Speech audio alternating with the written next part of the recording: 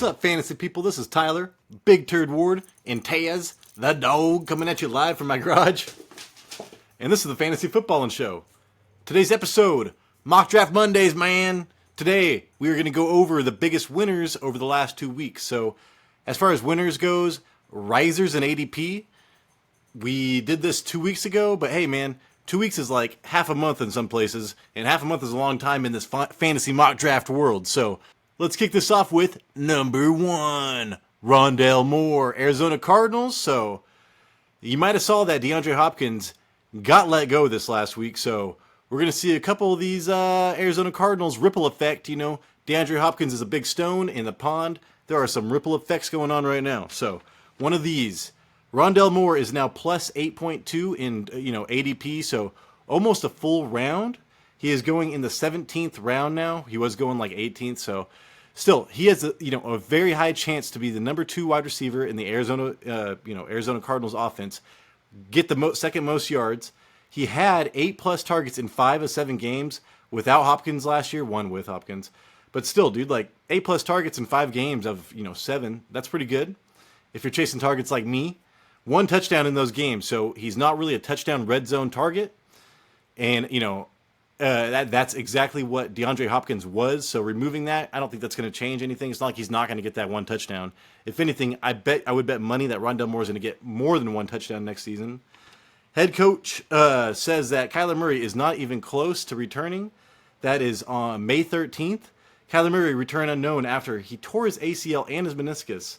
So Ian Rappaport came out and said that he could miss half of the season.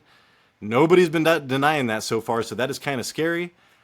Rondale Moore is probably undraftable to me right now, especially in a 10-man league.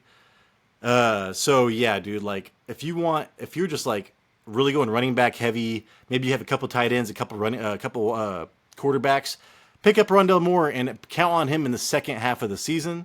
I think that's a really good pickup.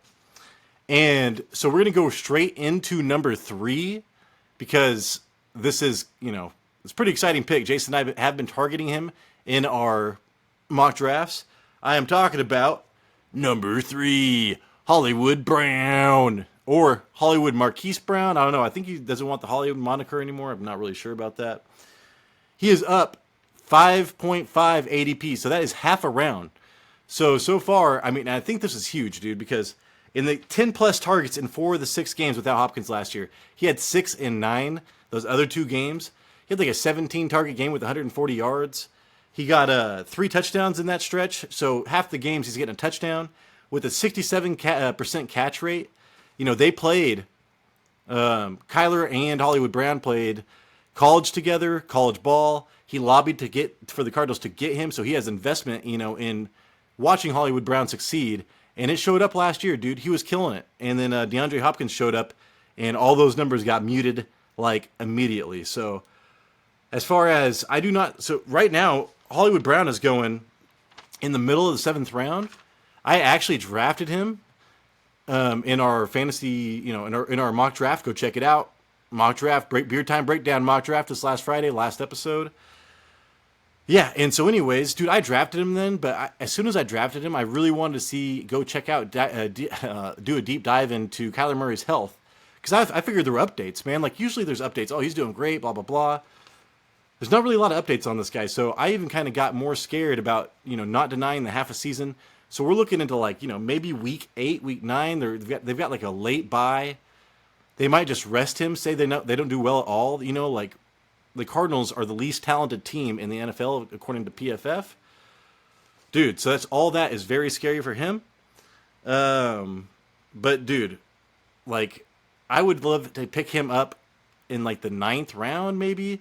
If he could be a number 1 wide receiver on your team, but we just need to see a lot more coming out of the Kyler Murray camp. I mean, he was sending out letters, notarized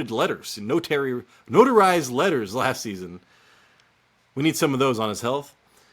Anyways, next up, number 3, Samaje Perine. So, dude, 27 years old. He was picked up by Sean Payton because he can catch passes and he is very rugged. So they want somebody durable, especially with Javonte Williams. Who knows when Javonte Williams is going to come back?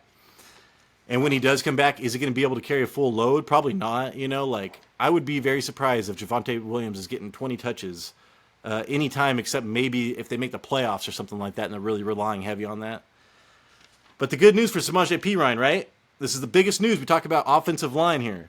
So they got left guard Ben Powers and right tackle Mike McGlinchey. Ben Powers from the Ravens, Mike McGlinchey, the interior lineman that really did well at the end for the 49ers last season. So, dude, football is made and lost on the offensive line, man. And, like, if you go back and be like, man, why was this guy a bust? Everybody said he was going to be good. Why was he bust? Why was he bust? Because nobody really paid attention to the offensive line that year. I'm telling you, man, the Broncos have so much potential to turn everything around. Fantasy-wise, I am going to go back to Cortland Sutton. Hey, dude, he's actually going to have time to throw it downfield. Stuff like that, okay? So Samaje Perine does get that. And they picked up a blocking tight end, Chris Manhertz. I mean, dude, that man hurts. That sounds like an awesome lineman. So McGlinchey, dude, he's like in the clinch, McGlinching people, just throwing them away. They got Manhertz. He's hurting men. He's got powers, dude. He's got all the power. This offensive line's going to be crazy.